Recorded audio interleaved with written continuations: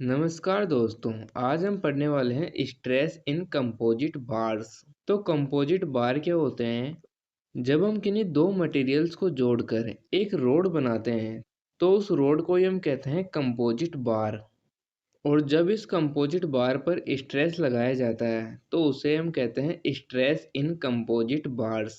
ये स्ट्रेस कोई सा भी हो सकता है, जैसे temperature stress, tensile stress, compression stress, कोई सा भी स्ट्रेस हो सकता है। जब ये स्ट्रेस कंपोजिट बार पर लगते हैं तो इसे हम कहते हैं स्ट्रेस इन कंपोजिट बार्स। एक चीज यहाँ पर ध्यान देना, कंपोजिट बार्स पर जो स्ट्रेस लगाते हैं हम वो एक्सियल स्ट्रेस होता है, मतलब एक्स एक्सिस, वाई एक्सिस या जेड एक्सिस में इस पर स्ट्रेस लगाया जाता है।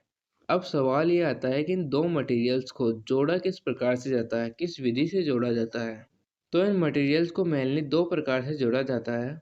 पहला एक दूसरे में मिक्स करके और दूसरा वेल्डिंग या अडेसिव जैसी प्रक्रियाओं से। अब एक दूसरे में मिक्स कैसे किया जाता है, इनको दोनों मटेरियल्स को एक दूसरे में पिघलाकर मिक्स किया जाता है। इसमें हमारे पास जो कंपोजिट बार बनता है वो पूरी तरह से एक नया पदार्थ होता है।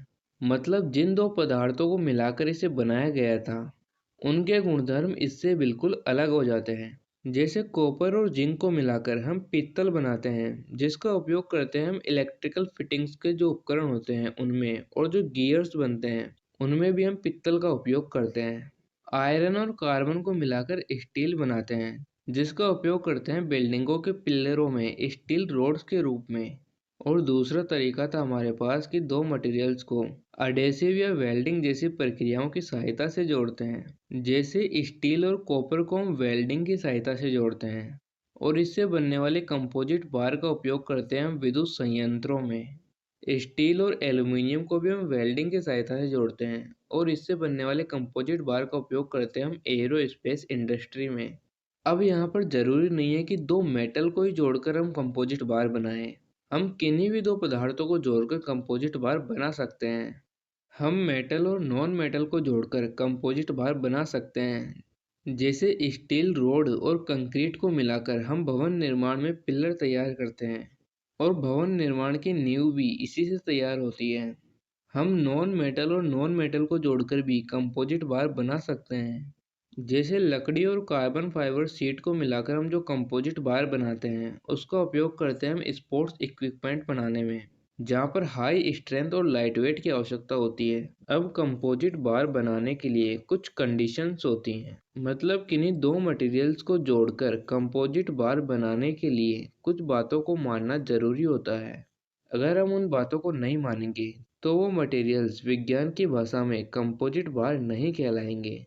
तो पहली कंडीशन है हमारी कि कंपोजिट बार पर लगने वाला टोटल लोड मटेरियल्स पर लगने वाले इंडिविजुअल लोड के योग के बराबर होगा। मतलब मान लीजिए कि किन्हीं तीन मटेरियल्स को मिलाकर कंपोजिट बार बनाया गया है और कंपोजिट बार पर कोई लोड P लगाया गया है, तो तीनों मटेरियल्स में लोड अलग अलग लगेगा, P1, P2 और P3।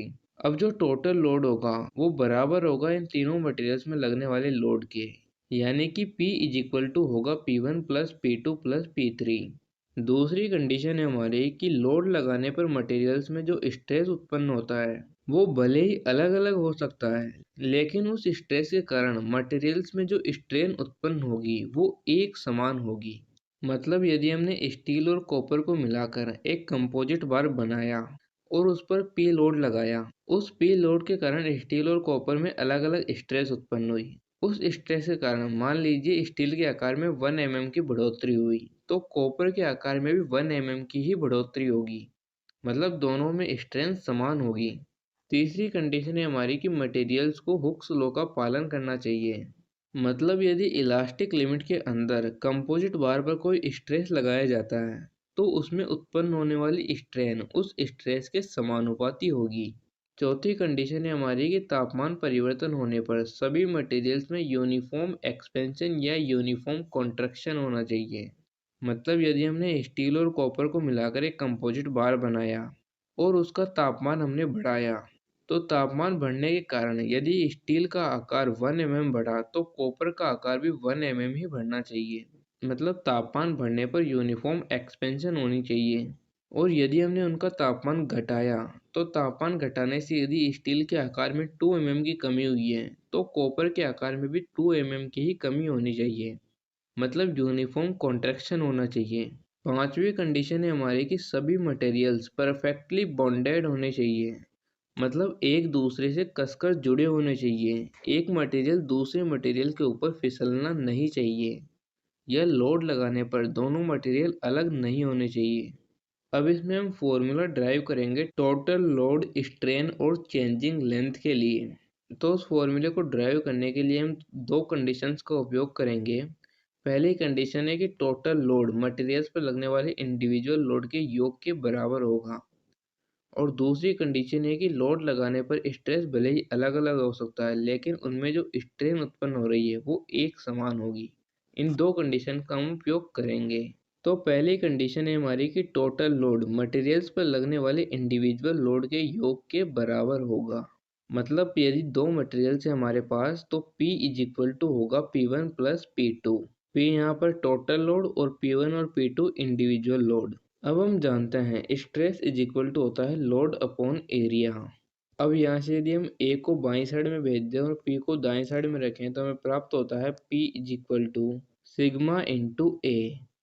अब यदि हमें P1 के लिए ज्ञात करना है तो सिग्मा 1 इंटू A1 आ जाएगा, और P2 के लिए ज्ञात करना है तो सिग्मा 2 इंटू A2 आ जाएगा। तो यहाँ से हमें प्राप्त होता है total load P is equal to sigma 1 A1 plus sigma 2 A2। तो ये आ गया हमारे पास total load P is equal to sigma 1 A1 plus sigma 2 A2। यदि हमारे पास तीन मटेरियल हैं तो हम यहाँ पर लिख सकते हैं प्लस सिग्मा 3 A3, और यदि चार मटेरियल्स है तो हम उसके आगे एक और जोड़ देंगे प्लस सिग्मा 4 A4। मतलब जितने मटेरियल्स होते जाएंगे हम उतने P1 P2 P3 P4 जोड़ते जाएंगे। तो दूसरी कंडीशन है हमारी कि लोड लगाने पर स्ट्रेस भले ही अलग अलग हो सकता है लेकिन उनमें जो स्ट्रेन उत्पन्न हो रही है वो एक समान होगी। मतलब यदि दो मटेरियल्स है हमारे पास तो epsilon 1 is equal to epsilon 2 होगा। एप्सिलॉन क्या है यहाँ पर? स्ट्रेन। स्ट्रेन को हम एप्सिलॉन से डिनोट करते हैं। अब हम जानते हैं कि Young modulus E is equal to होता है स्ट्रेस अपॉन स्ट्रेन। अब यहाँ से यदि हम स्ट्रेन को बाएं साइड में भेज दें और यंग मॉडुलस को दाएं साइड में ले आए तो हमें प्राप्त होगा epsilon is equal to sigma upon E. अब हम जानते हैं कि स्ट्रेस इज इक्वल टू होता है लोड अपॉन एरिया। तो रखते हैं हम मान यहाँ पर। तो हमें प्राप्त होगा epsilon is equal to load P upon area E into Young modulus E। अब यदि हमें सिग्मा 1 के लिए ज्ञात करना है तो P1 upon A1 into E1 कर देंगे, और यदि हमें सिग्मा 2 के लिए ज्ञात करना है तो P2 upon A2 into E2 कर देंगे। तो यहाँ से हमें प्राप्त होता है एप्सिलॉन 1 के स्थान पर P1 upon A1 into E1 is equal to epsilon 2 के स्थान पर P2 upon A2 into E2। ये एक बहुत ही महत्वपूर्ण फॉर्मूला है जो कि न्यूमेरिकल में उपयोग होता है। अब यहाँ पर कभी कभी हमें स्ट्रेन के बजाय चेंजिंग लेंथ निकालनी होती है।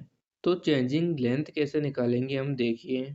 तो हमारे पास स्ट्रेन इज इक्वल टू था load upon area into Young modulus. अब हमारे पास स्ट्रेन का एक और फॉर्मूला होता है changing length upon original length. तो इन दोनों समीकरणों से हमें क्या प्राप्त होता है? Changing length upon original length is equal to load upon area into Young modulus. अब यहाँ से यदि हम ओरिजिनल लेंथ L को दाएं साइड में भेज दें तो हमें प्राप्त होगा delta L is equal to P into L upon A into E. अब यदि हमें डेल्टा L1 के लिए ज्ञात करना है तो P1 L1 upon A1 E1 कर देंगे, और यदि हमें डेल्टा L2 के लिए ज्ञात करना है तो P2 L2 upon A2 E2 कर देंगे। जैसा कि यहाँ पर है delta L1 is equal to P1 L1 upon A1 E1, और delta L2 is equal to P2 L2 upon A2 E2।